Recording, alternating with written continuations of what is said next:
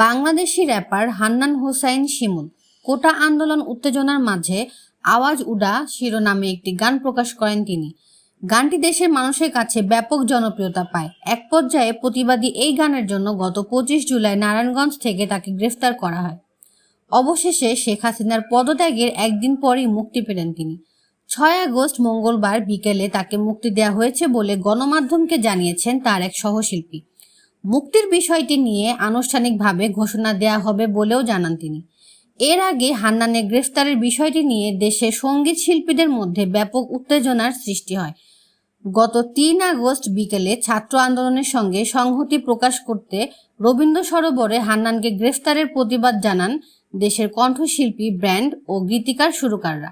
গত 18 জুলাই প্রকাশিত হয় আওয়াজ উঠা গানটি।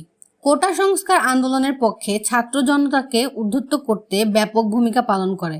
গানটি নিজের ফেসবুকে শেয়ার করে হান্নান ক্যাপশনে লিখেছিলেন, আমরা কোনো সংস্থার বিরোধিতা করছি না, এর পরিবর্তে আমরা আমাদের সমবয়সীদের কণ্ঠকে প্রসারিত করতে চাই এবং আমাদের দেশকে প্রভাবিত করে এমন কোনো সমস্যাগুলোর উপর আলোকপাত করতে চাই।